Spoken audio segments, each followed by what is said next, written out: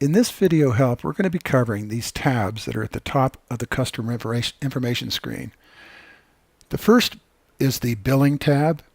Now, when you created the customer, you also assigned their equipment to that record for each individual customer. You also had an equipment status record that you're using for the individual equipment. Now, and you have all the service that you're doing. From these records, you're actually formulating what is going to be billed based on the service that you're doing. For example, if I go in and look and I see the work order and I see what actually is being worked on and what items are being used in the service, then I know how to bill that particular customer. I have the labor here, and then as I fill in the work order, as the work order is used, each piece of equipment, there's two different definitions in equipment. There's the end item, and then there's the service parts and materials, either a main assembly, a subassembly, a component, or consumables. And each one of those can be billed. For example, if I put in a date in this case, and then the sale item is the item that we're actually picking from the inventory of parts and materials. And this can include, as I said before, it can include things like labor, or labor on electronics, or labor on the body or body work, or suspension, or engine, or drivetrain. Any of those can be included in here. To make it very clear, the inventory is based on both the pool of equipment that you're bringing in from customers and your own inventory of vehicles that you have, or items like vehicles that you're servicing. So there's going to be quite a few different things listed that will fit several different kinds of vehicles. Now you have to understand, as you're working on it, or a tech is doing the work on this, and he looks for items that fit the needs of that particular service interval that he's doing, what he's looking at is that particular item's part number, name, the value of the item, the quantity he has to use. The standard price is the price that you're telling the inventory system is what this thing should sell for. And if you're going to provide a discount, there's two types of discounts that are supported in the application. You can do an on-the-fly one in the actual row, or you can go to the actual inventory record and pick off an item based on what it actually is, and then discount it at a particular percent. And we're going to do that before we leave this row. So what happens is we did a discount based on the $100 that we're charging for this particular part. So we did a $5 discount. It went right over and changed the subtotal to $95 instead of $100. Now you do not put the money in for the standard price here. You actually put that into the cost each over here on this side. You put the quantity in that you're going to actually install or use in service. And for example, this could be the oil, and it might be 5 quarts, and it's maybe $4.99 a quart. Whatever that may be, that's what you're putting in. And then you can discount it, see the final subtotal, add tax if they're relevant to you, what you're doing. And the drop down for tax is similar to what you would see. You can create your own tax rates. You can have one or more depending on how you actually tax items. Or you can have an empty field with 00 for the tax where you don't actually add a tax, or you can zero it back out. The rate that you actually put in will be based on the subtotal, and then the tax will be calculated, and then there will be a line total based on the numeric number of items plus the tax. Over here you have notes, which are editable, where you can put, like for example, a quote or a pay on delivery, say it's something that the client's going to pick up, or a balance is due, or you can bill the client, or you can go in here and you can edit these to fit your specific shop's way of doing business by clicking on the note at the top. When you actually bill items in here, what it's going to do is it's going to put the tax, the actual subtotal, and the extended price with all the items that are currently in all the rows of this billing right here.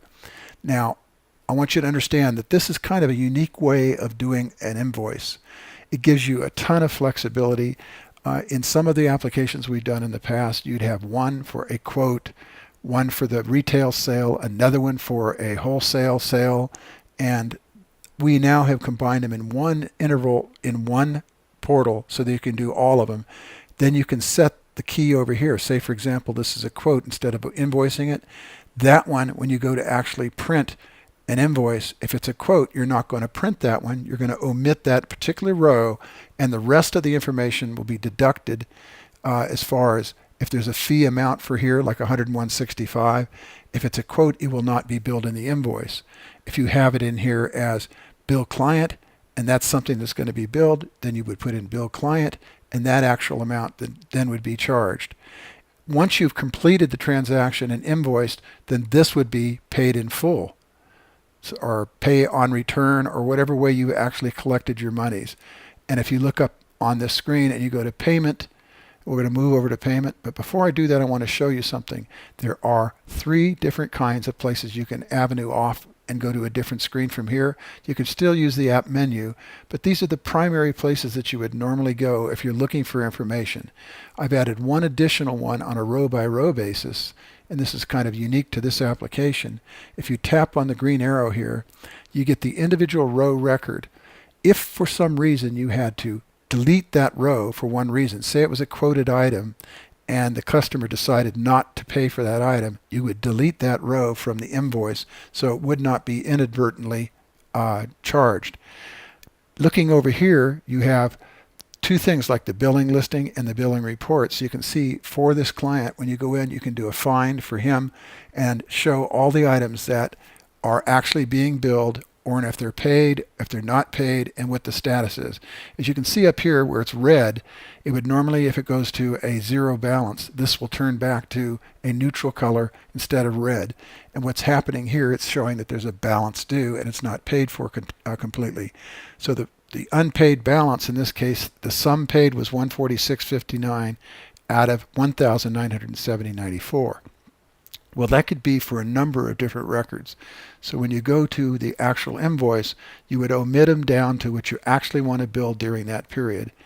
This gives you the flexibility to actually print a quote, also do a pay invoice, or whatever you need to have as far as the invoice to show as far as the billing is concerned. When we show you the invoice, you're going to see how simple it is, and you're going to probably be overwhelmed by how easy it is. If you're doing a discount, you can put in the straight amount for the discount, and it'll show up in here. If you're calculating a discount, you can do it, say for example, you had 5 items instead of 1, and yet the 1 item is 100. You could put the quantity in here for 5 and calculate the amount for each, and then the calculation discount amount would be shown here. In addition, you'll see that these fields actually show up where it says inventory lookup. If I'm looking at this particular sale item and I click on this, it's going to bring that item up and show you the actual inventory screen. It's going to show you if there's anything on hand, quantities on order or received. It's going to show you what the margin is on the $100. So if you actually had the equipment cost entered in here, the actual cost, and say for example this item was a $80 item, I could actually add it in this screen and see that the margin is $20. If I wanted to put a discount rate in there and pick the rate, you can create the rates that you will be giving to your individual clients. And if you wanted to apply that rate here, what it would do is it would take this and show the discounted price from the main price, and then it would show you the actual discounted sell price. So it calculates everything for you. It makes it straightforward, simple. If you look up here, you'll see that this is a subassembly. It's a company part that's being provided by your company. If it were an outside company and you click this, you would see that it would say client parts or cannibalized, salvaged, or other. This tells you that these came from another source and they're actually being used. And as you put them in there, this is something that you would like to know when you open the screen what the situation is for that particular item or items that are in there.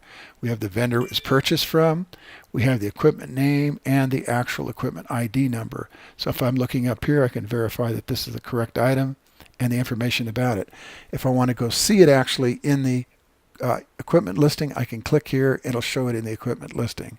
So this is a nice lookup screen that gives you all the information that if you're on this screen, you can either apply a direct discount and it would go in the discount field on the actual row on the invoice field, or you can do a different one and do it times a number of items and come up with a number that will be the discount counted basically on more than one item. And so for that reason, you have to kind of recalculate this, or you can, like I said, you can go into the inventory and do it in there. So you have 2 avenues of approaching this. Now when you do it in the inventory screen, the next time you come in, you may want to change this. So you can set a different discount or whatever, depending on the individual that you're or company that you're working with at that time.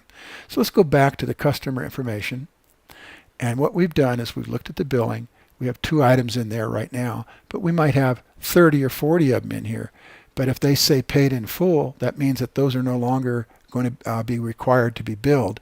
And when I get into the point where we're actually showing the invoice, I'm going to explain how this converts very simply into an invoice that you can choose and pick the items that you want to change. For example, if one of them was a quote, now the customer wants it, you can change it and now bill it. And if it stays a quote, you can leave it as a quote, but it won't show up when you're doing the actual invoice as a quote, unless you want it to be on the quote on a regular invoice. So it gives you a lot of flexibility about how you bill things. You'll obviously see that this is the name for the person by ID number 1, and their ID is here. You don't change these, they're fixed, so they can't change. You can have an invoice number that you put on it, or you can go to the actual invoice and put a PO number in the PO field on the invoice based on a client giving you a purchase order. Now in this area, what's nice is right here, as you're looking at the actual invoice, you may want to split the invoice into different invoice numbers. These are personal invoice numbers to this actual client. Each client can have their own set of invoice numbers. That helps you to manage the information where this is only relevant if the client is being told that this is an invoice number that they need to pay. And you can look at that by looking at prior records as to what has been paid. Okay, now with that said, let's go into payments. We actually took the information with the tax, the subtotal, the total amount, the amount that was paid, and the balance that's due. In this particular case down here in the payments, there was a date it was paid on. The amount that was paid was $153.01. The amount that was due was $153.01, and the amount paid was $146.59, leaving a balance of $642. Why would we have such a small balance? Things happen. And if you need to have a balance for whatever reason, maybe there's some issue that the client wants to hold off payment on a particular item, you can do that until you settle that issue. How was it paid? It's paid with cash, credit card, MasterCard, Visa, whatever way, or billed, or whatever you're going to do. This is the field you'd put that in. And then it says check or credit. In this case, the last 4 of a check or a last 4 of a credit card would be adequate to trace back to what made this payment. Now, if there's a balance, very simply do this. 642, you do the new date it's being paid, you put in the 642 as far as the balance due, you show the amount that's being paid, in this case probably 642. It would change the balance to 0, and then you'd put how it's going to be paid, maybe cash, maybe credit card. Also, because you set it up this way, you can split this. Say, for example, a customer decides he's going to pay cash for a certain part of it and the rest he's going to put on a credit card. No problem. You would just follow what I just said, put the date, the same date in this case if he's going to pay the balance, the amount due, the amount paid, and then it'll give you the appropriate balance that's due, and you could put credit card as far as what credit card it is. I do suggest strongly that you put the last 4 numbers of the credit card so that if the customer has a question about what credit card was used to pay for it, you can give them the last 4 of the credit card. Notice up here that we have the billing invoice long. Clicking on this icon will take you to the billing for the invoice, the long invoice, and I'll explain why the long invoice when we actually do the video for that screen. The next thing is the location. This is based on the information that's right here. So if you click on the location tab, it's going to generate a map, and it's going to be a Google's map. Now you need a Wi-Fi, 3G, 4G, LTE, whatever, to be able to actually show this on the screen. And of course, if you're in the actual map, you can do all the things you normally do with a map. You can drag the little guy out and look and see what the actual building you're going to looks like, and you'd put him on the street where it belongs. You actually have, in most cases, you'll have a picture of the actual dwelling, so you know where you're going to. In this case, if it's a business or a small business or whatever where they have a vehicle, you can see what it looks like. Then you can go up here and get directions. If you sign in, you can save those directions, or when you give the directions, you can sweep them and then paste them into the customer information screen area down here. That will give you directions right to the location. Now, say for example, you're out and you're looking for a specific thing, or the office calls you and wants you to go to a particular location. Clicking on this, you can go up to Gmail or the More and go down to Maps, and then go ahead and put in the actual place where you want to go. In case this, you just go ahead and click Maps, and you have all these other things to look for. If you wanted to look at Google itself and search for a dwelling or a business or whatever, you could do that. It's a little bit more flexible than just a straight up map as you would normally look for it. You can go in and actually work your calendar if you want to. You can go to the mobile version. You can use the wallet. You can go to shopping. You can just have all the same things that you would normally have for Google already built into the application. If you need to sign in, you can sign in here. And you also have settings over here that you can set for this particular screen. Now, this would take care of the location and the find location. Data Portal is kind of a unique thing that we've created based on past clients that have requested information. Say, for example, you have a customer with a website, and the website has particular information about parts that they may be supplying to you, for example. You can actually go ahead and put their URL in for that screen that you want to see with the items on it. And you then could say, insert the URL, and then the URL would be part of the screen over here if it were a small view of the actual screen on the customer's website. You can also do this where you tap or click on this screen, and you can insert a picture either from, say, like the iPhone or iPad or your desktop computer. You can paste that directly into this screen. If you have a copy where you went out onto your desktop and you just copied an item randomly, and you did the copy, and then you want to paste it in there, like I did this one. That's how I did that. I just pasted my own picture in there.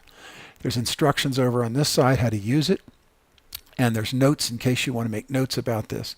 Now here's one of the beauties of this little particular screen. This is actually a portal. So what you can do is you can come over here and you can go to the next portal and go ahead and add the information for another image that's on this screen. Or you can click to see the large view of this image. By clicking here, you'll see a large view, and it says you can insert a picture or a graphic in this screen. And if you put the URL from an individual image, say you go to a website and you want a picture of a particular item on the screen, you would right mouse click on it, and then on this normal drop down on a website, it would say copy image or copy image URL. If you copy the image and paste it, you can do that. If you want just the URL for it, you would paste that URL in here and then say insert it, and it would put that website thing in here. Now I suggest to keep your application small, do not put all big images in here. Keep them very small, 200, 300 megabytes at the most, or even some kilobyte sizes that keep them so that they're realistic and you don't overload the size like on an iPad or iPhone with photos. And if you don't want to have to risk the photo size, just go ahead and do the URL here for the image and paste it in and say insert it, and that way that image would come from the website. The only downside of that, in order to see the image, you have to be hooked up to Wi-Fi or 3G or 4G or LTE. So that's the reason why we do that. And then, of course, the explanation here for special notes about the individual image. You can also go to the URL based on a URL that is included in this space. If it's a special page or whatever, and you're looking at the page here, you can click on this and go to the live page online. So there's an awful lot of things you can do in this screen that are available to you. So let's go back and look. We've gone through the information that is on this screen. We've done all the tabs. And we've looked at the invoice, payment, location, find location, and data portal. That would conclude all the items on this screen. The next thing we're going to need to do is we're going to need to talk about how to set up the inventory and those special things about the inventory and how they work. We're going to talk about purchase orders, how to install vendors in the vendor listing, and then we'll finalize everything with looking at expenses. Okay, and let's go to the next video help where we're going to be talking about the equipment inventory.